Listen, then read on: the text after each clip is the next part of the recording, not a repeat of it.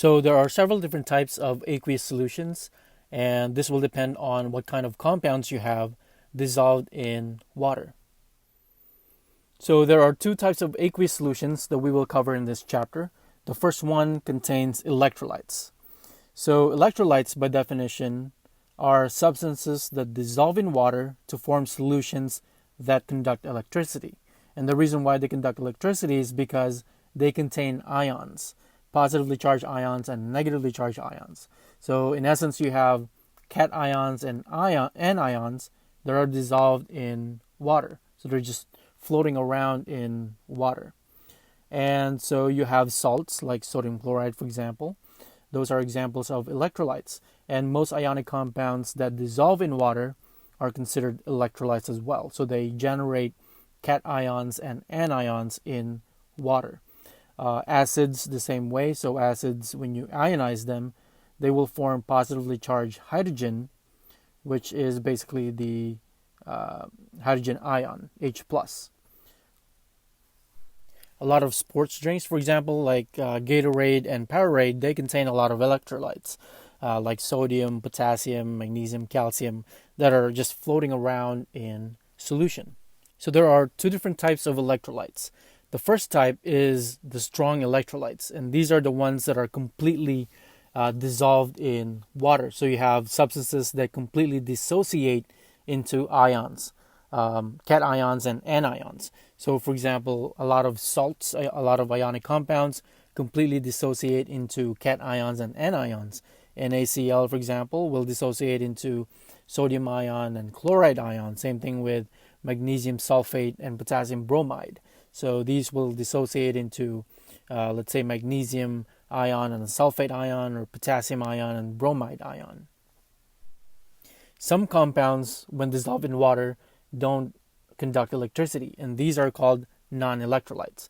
So by definition, non-electrolytes are substances that do not dissociate into ions when dissolved in water, and so they don't, or they can't conduct electricity.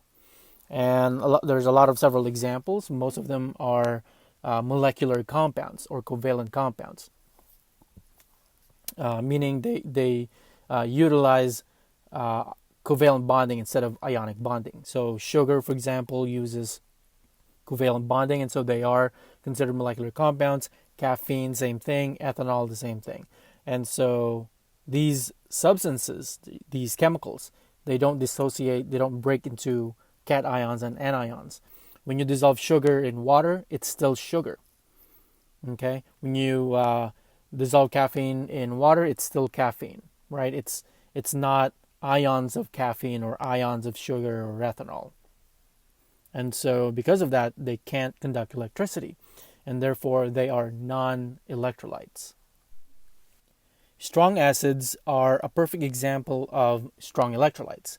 So these are acids that completely ionize in solution, meaning, let's say, for example, hydrochloric acid. When you put hydrogen chloride in water, the hydrogen and chlorine will dissociate into ions because that covalent bond between them gets broken. And so they turn into hydrogen ion and chloride ion.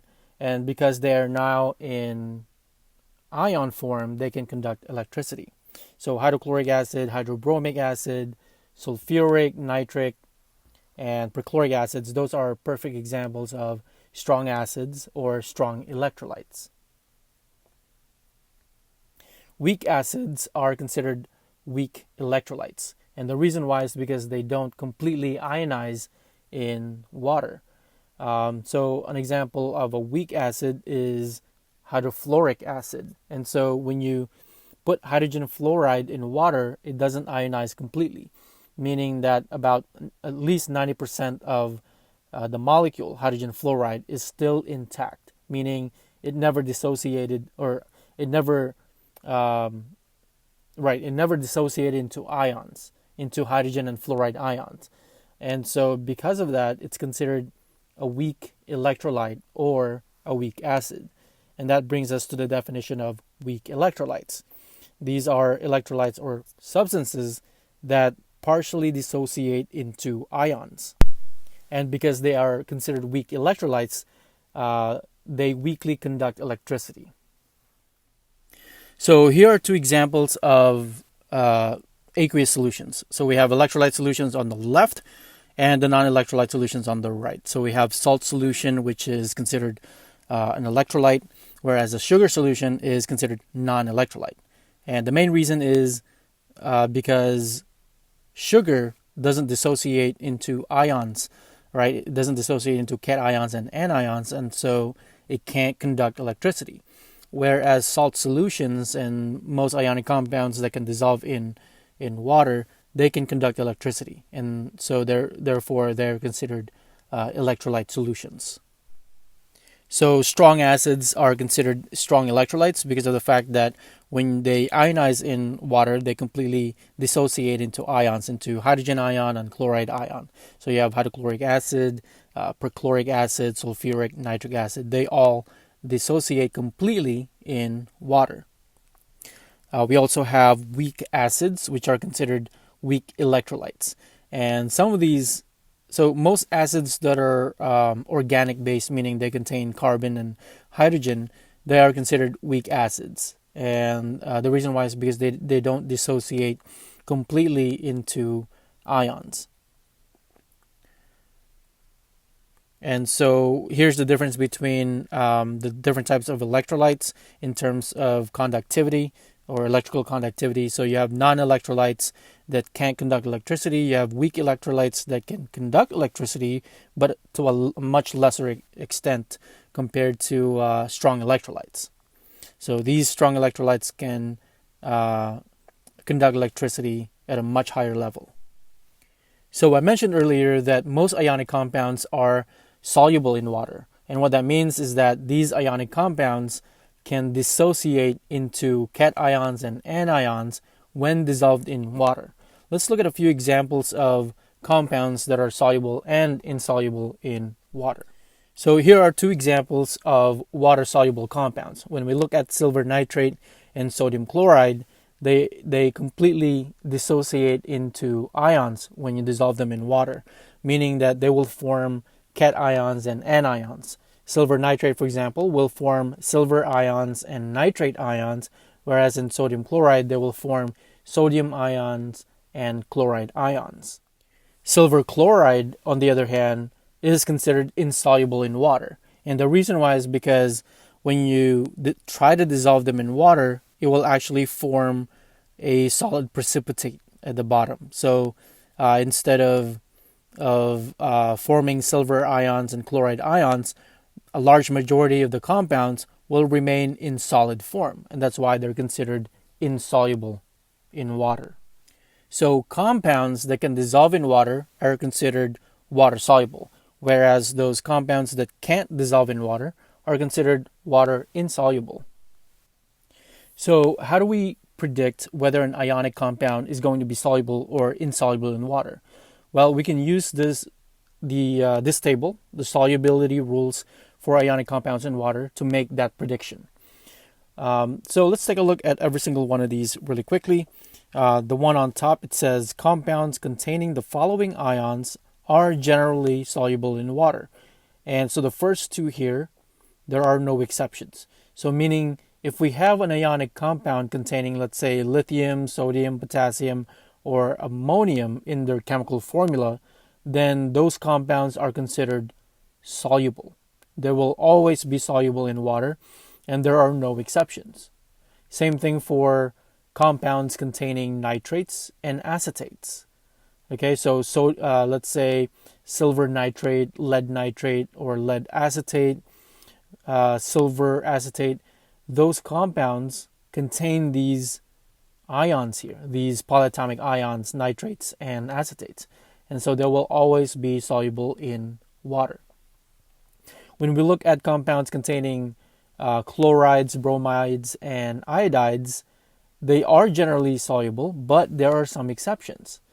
And these exceptions are if they contain ions such as silver, mercury, and lead. So if you have compounds containing these, then they're considered insoluble in water. Otherwise, they are soluble. Compounds containing sulfates are generally soluble in water. But when the sulfate ion is paired with strontium, barium, lead, silver, or even calcium, then the compound is considered insoluble. But if it's not paired with any of these cations here, then they are considered soluble in water. Now let's look at this second half of this table. So we have compounds containing the following ions are generally insoluble. And so if you have compounds containing hydroxides and sulfides, then they are generally considered insoluble in water unless they are paired with these cations up top, like lithium, sodium, potassium, and ammonium. Then they are considered soluble in water. They are also considered soluble, these sulfide ions, for example, when they are paired with calcium, strontium, barium, and the hydroxide ion is paired with calcium, strontium, or barium. So make sure that you're familiar with exceptions regarding solubility. And the last one here is the carbonate ion and the phosphate ions. So compounds containing these are generally insoluble, but soluble when they're paired with the alkaline earth metal ions and ammonium ion. Okay, so make sure that you have a copy of this table here, and you can use it on the test. Okay, so let's look at a few examples here. Predict whether each compound is soluble or insoluble in water. And so the first one here up top is lead chloride. And when you look at the solubility rules table, you can see that the chloride containing compounds are always soluble in water unless they are paired with lead, silver, or mercury. And so because lead chloride contains lead, then this is considered insoluble in water. All right, looking at the second one here, we have copper chloride. And again, when you look at the solubility rules table, chloride containing compounds are soluble in water unless they are paired with lead, silver, or mercury ions. So copper is not one of those exceptions. And so therefore, copper chloride is considered soluble in water. The third one here is calcium nitrate. Again, looking at the solubility rules table, all compounds containing nitrates are considered soluble in water, no exceptions.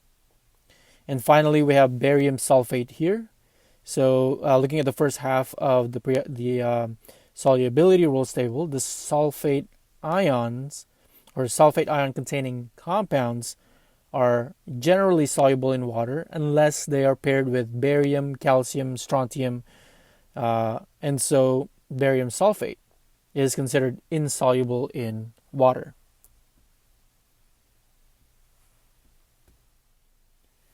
So there are several different types of chemical reactions, and there's actually 5 that we will introduce here, but we will only focus on 2 of them in greater detail.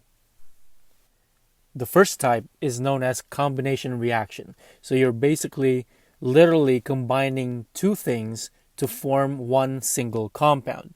So you're combining 2 reactants to form a single compound. Here's an example. When you react copper and oxygen gas, what you get is a single compound, copper oxide.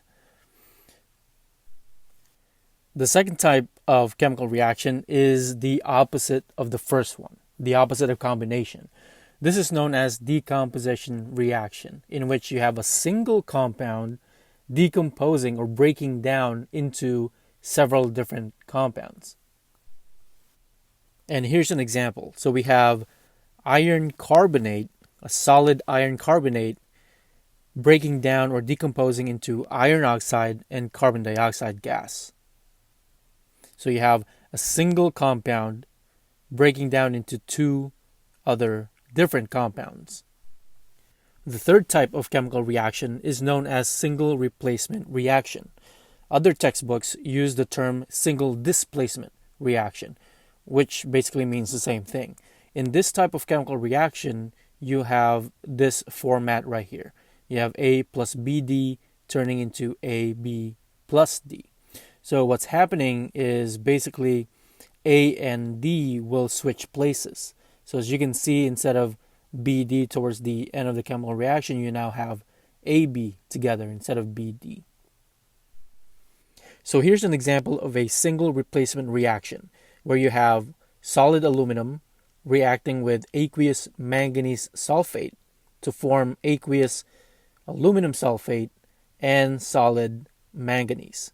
So as you can see here, before the chemical reaction happened, you have a single solid aluminum and reacting with manganese sulfate. And then after the chemical reaction, you now have aluminum sulfate instead of manganese sulfate. So you can see that the metals, aluminum and manganese, switched places. So now you have aluminum sulfate and manganese by itself. The fourth type of chemical reaction is known as double replacement reaction. Some textbooks, they use double displacement reaction, which again means the same thing. So it uses this format shown here, where you have AC plus BD equals AD plus BC. So again, you have species here that are switching or trading places. So originally you have AC on the left hand side, now you have AD. So AC will split, BD will also split, and then A and D will combine, and B and C will combine. So you have AD plus BC as your products. And here's an example of a double replacement reaction where you have sodium chromate, aqueous sodium chromate reacting with aqueous barium chloride to form barium chromate, a solid, basically a solid precipitate, plus sodium chloride. So one important information that you might want to know regarding double replacement reaction is that you will always generate a solid precipitate. As shown here, you have solid barium chromate. And the last type of chemical reaction that we will cover here is the neutralization reaction. And this involves acids and bases. So you have an acid reacting with a base, and this forms salt and water. So this MX is basically a metal and a halogen plus water, H2O. Here's an example. So we're reacting nitric acid with potassium hydroxide to form potassium nitrate, which is technically a salt, an ionic compound, plus liquid water. So again, you have the hydrogen, this part right here, reacting with the hydroxide ion to form water. And then you have the nitrate ion and the potassium ion reacting together to form potassium nitrate. So this is an example of a neutralization reaction. Again, our focus here will be on these last two chemical reactions here, double replacement reaction, which is actually also known as precipitation reaction, and the last one, neutralization reaction. So the first one that I want to talk about here is the double replacement reaction. And double replacement reactions are also known as precipitation reactions because of the fact that when you add two liquids together, two aqueous solutions, what you get is a solid precipitate. A solid precipitate meaning it's not soluble in water. And so it says here, reactions between aqueous solutions of ionic compounds that are dissolved in water produce an ionic compound that is insoluble in water. So this insoluble compound is known as a solid precipitate. Here's an example of a precipitation type of reaction or double displacement reaction. So you can see here that we have potassium iodide reacting with lead nitrate. So both of these ionic compounds are soluble in water. And it says it right here in this chemical reaction that the lead nitrate is in aqueous solution, meaning it's dissolved in water. Same thing with potassium iodide. It says AQ, which means aqueous. It's dissolved in water. And so when you react the two ionic compounds, what you get is a solid precipitate, an insoluble uh, compound, insoluble in water. So you have lead iodide, which is a solid precipitate, and potassium nitrate. So the potassium nitrate is basically just floating around in the solution in water. And that's why it says AQ, which means it's dissolved in water. And this is what it looks like. So you have the potassium iodide solution in this container right here. And then you have the lead nitrate solution, which is in this Erlenmeyer flask here. And when you mix the two liquids together, what you get is a solid precipitate, which is this yellow solid that's forming at the bottom. So this is lead iodide. And what's happening is in the potassium iodide, you have a bunch of ions, cations and anions that are just floating around in water. And then in the lead nitrate solution, same thing. You have lead ions in yellow, and you have the nitrate ions just floating around in water. But then once you mix the two solutions together, what you get is lead iodide. So this is a solid precipitate. It's an insoluble compound that won't dissolve in water. And then you also have the potassium nitrate that is soluble in water, and so they just float around in the solution. Sometimes when you mix two aqueous solutions, you don't get a solid precipitate. And so if you don't see a solid precipitate, then that means there was no chemical reaction. And you can't consider that a double displacement reaction. Okay?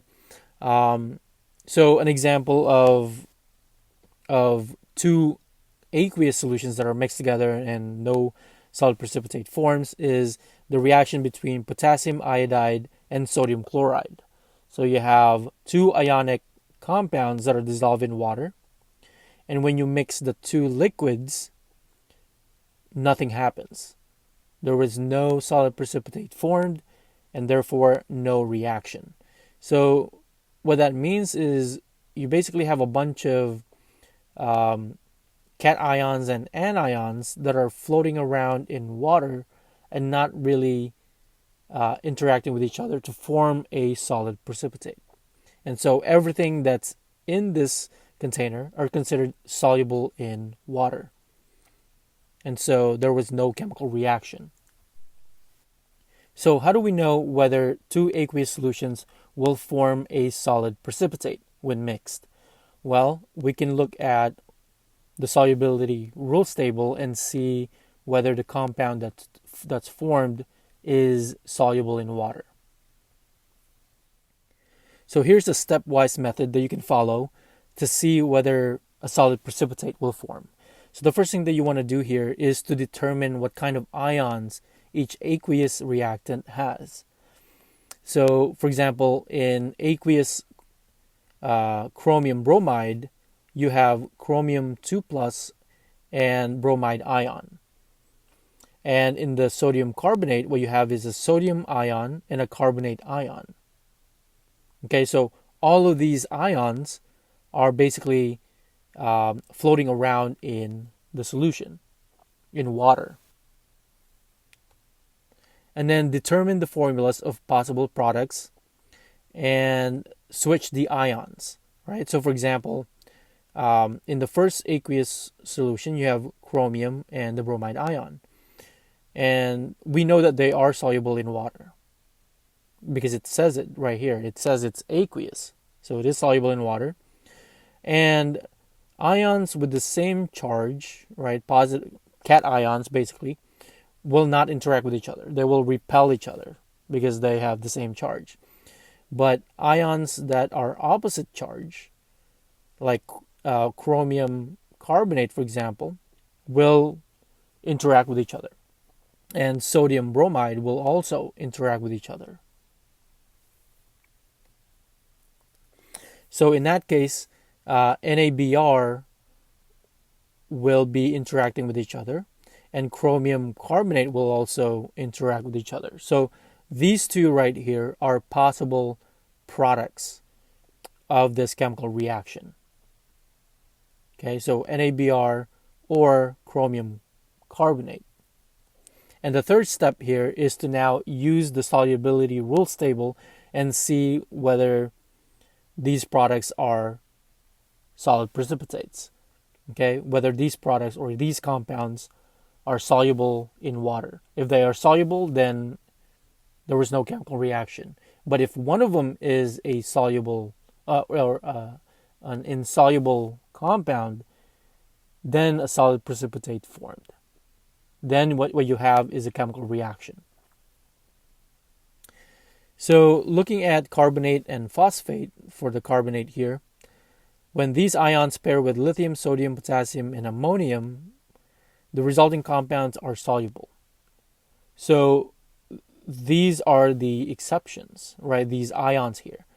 And chromium is not one of those exceptions. So in that case, chromium carbonate must be a solid in water, meaning it's insoluble in water.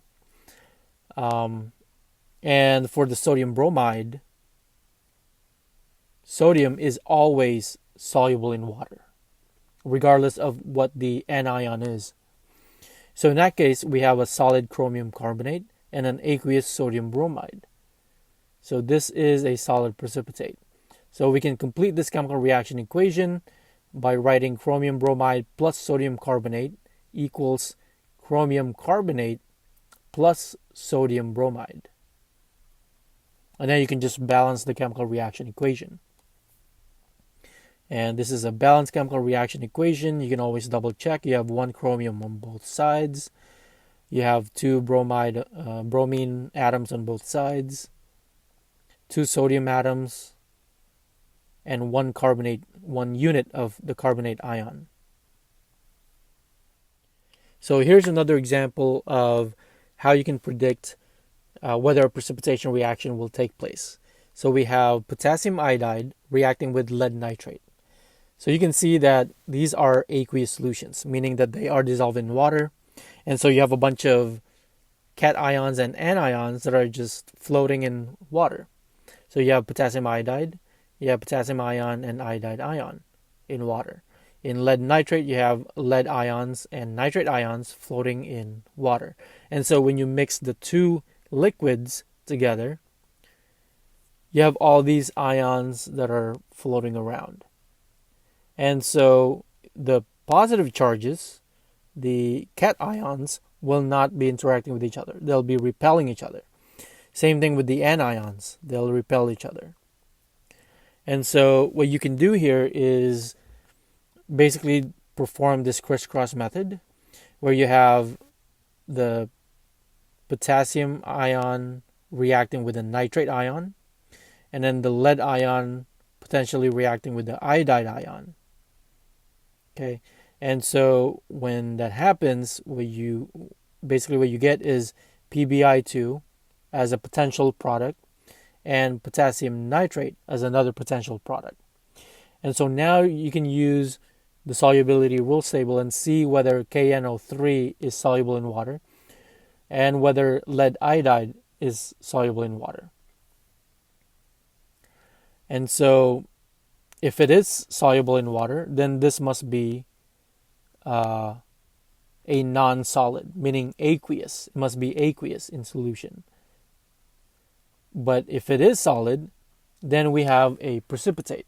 That means that we have a chemical reaction, a precipitation chemical reaction. So KNO3 turns out to be soluble in water, and PbI2 or lead iodide turns out to be a solid in water or insoluble in water. And shown here at the bottom is the balanced chemical reaction equation. So let's look at this practice problem here. Write an equation for the precipitation reaction that occurs, if any, when solutions of potassium carbonate and nickel 2 chloride are mixed. So you're given the initial chemical reaction here. How would you complete this chemical reaction equation? So again, the first step here is to determine what kind of ions we have in solution. And so when we break this into ions, we have potassium ion and carbonate ion. And in the nickel 2 chloride compound, we have the nickel ion and the chloride ion. And so now we can do the crisscross, where you have the potassium potentially reacting with the chlorine, so we have KCl, or the nickel reacting with the carbonate ion. So we have nickel carbonate, or nickel 1 carbonate. So now we're going to look at the solubility rules table and see whether KCl is soluble in water. And we're going to do the same thing for nickel carbonate. Is this soluble in water?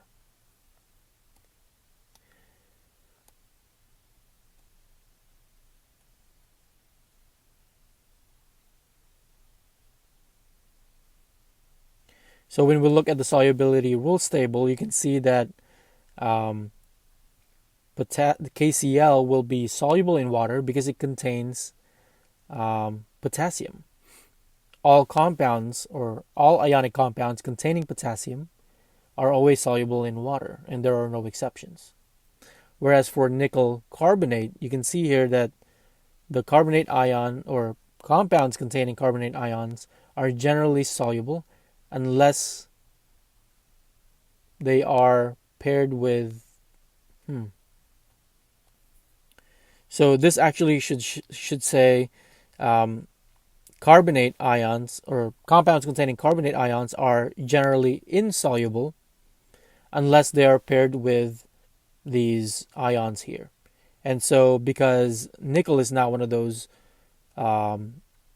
exceptions, nickel carbonate is considered insoluble in water, and so it will form a solid precipitate.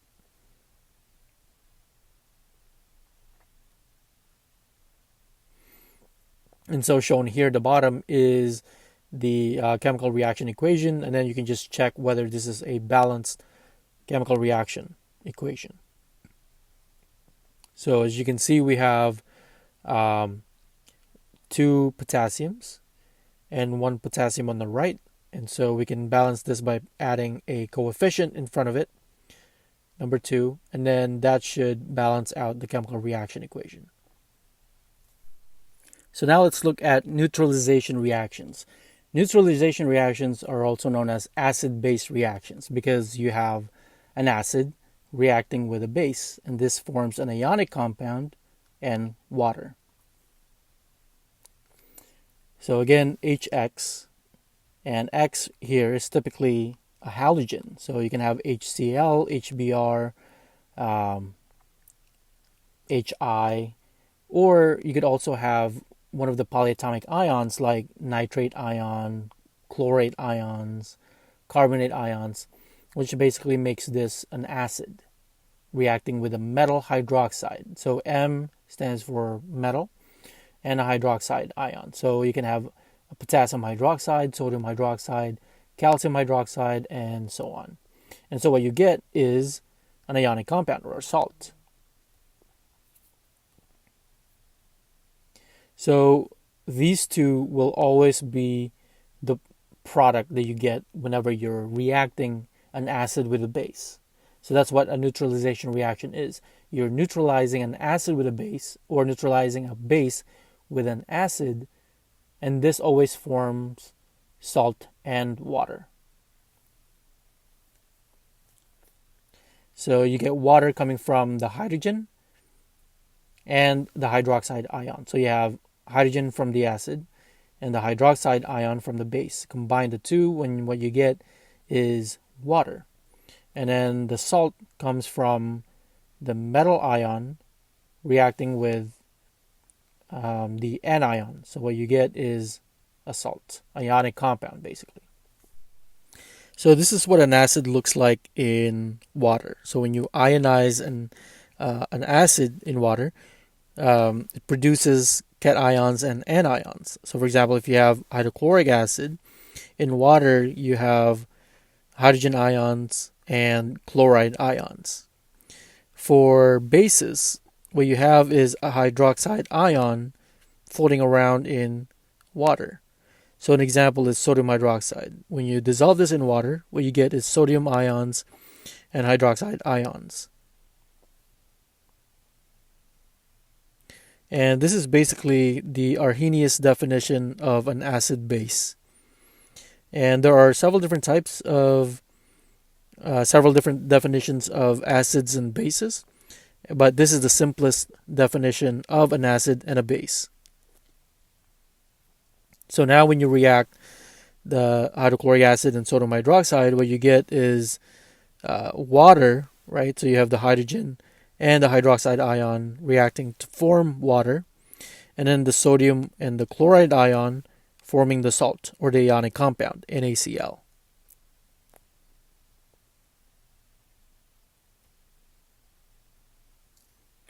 So this is the complete chemical reaction equation shown here. So here you can see we have HCl aqueous. So this is aqueous, which means that we have HCl dissolved or ionized in water. And you can write this general equation shown here where you have a hydrogen ion and a chloride ion in aqueous solution because they are in water. But this hydrogen ion here, which is known as a proton, is actually not stable in water. It's not stable by itself in water, and it has to react with H2O or water to form what they call a hydronium ion, H3O plus. Okay, so this is more stable than hydrogen ion by itself. And so in that case, when you're reacting HCl in water, what you get is H3O plus and chloride ions. And you can use hydronium ion or hydrogen ion, also known as a proton, interchangeably. So acids like hydrochloric acid or any acid that contains only one hydrogen is known as a monoprotic acid. And so it's a type of acid that only contains one ionizable proton. So if you see an acid that contains one hydrogen, then it's considered monoprotic acid. On the other hand, acids containing multiple hydrogens or multiple ionizable protons are known as polyprotic acids. Okay, so these are acids that contain more than one ionizable proton, and it releases them sequentially in water. One perfect example is sulfuric acid. So sulfuric acid has the chemical formula H2SO4. So the first ionization of sulfuric acid, it releases one single hydrogen. And this anion right here, which is hydrogen sulfate. And then the second ionization, you have this second hydrogen right here being released to form a hydrogen, another hydrogen ion, and a sulfate ion. So in that case, sulfuric acid is an example of a diprotic acid because it has two ionizable protons. If you have an acid containing three ionizable protons, then they are called triprotic acid. Phosphoric acid, which has the chemical formula H3PO4, that contains three ionizable protons, and therefore it's considered triprotic type of acid. Sodium hydroxide, NaOH, is considered a base by Arrhenius' definition. The reason why is because it produces a hydroxide ion. And so any ionic compound containing a hydroxide, OH, is considered a base. And in analogy to diprotic acids, some bases can also produce multiple units or moles of hydroxide ion. And an example is strontium hydroxide, for example. So strontium hydroxide has this chemical formula, and as you can see, this chemical formula contains 2 units of hydroxide ion. And so when you dissolve this in water, it produces 2 moles of hydroxide ion. So this also means that for every 1 mole of this base, strontium hydroxide, it will react with 2 moles of a hydrogen ion. So here's a table showing some of the most common acids and bases that are used in neutralization reaction. Make sure that you know the name of the acids and their chemical formulas. So for instance, you have hydrochloric acid, HCl. You have nitric acid, HNO3, acids containing multiple hydrogens like sulfuric acid, H2SO4, and some other strong acids like perchloric acid. Make sure that you also memorize the chemical formulas and the name of the most common bases. So you have sodium hydroxide, lithium hydroxide, calcium, and barium hydroxide. So how do we predict the product of a neutralization reaction? So the way you approach this type of reaction, or predicting the chemical products of this type of reaction, is actually similar to precipitation reaction, where you break down what kind of ions are present in each aqueous solution. So you can see that we have HCl here, and that tells you that we have hydrogen and chloride ions floating in solution.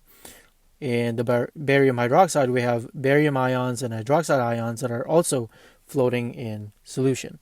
And so when we react them together, the hydrogens, or the hydrogen ions, will react with the hydroxide ions to form water. And then you have the chloride ions, which will react with the barium ions to form barium chloride.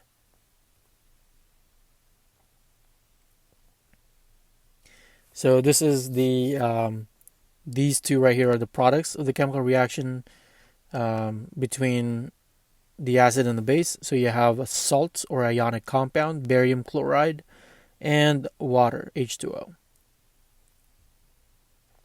And balancing these chemical reactions, you get this complete and balanced chemical reaction equation. Here's another example involving polyprotic acid, sulfuric acid. So you have 2 hydrogens and 1 hydroxide ion. And so you can see that hydrogen and the hydroxide ions will react to form water, and then the lithium and the sulfate ions will form lithium sulfate. And so again, you can see the hydrogen ion and the hydroxide ion forming water, and the lithium and the sulfate ion forming lithium sulfate.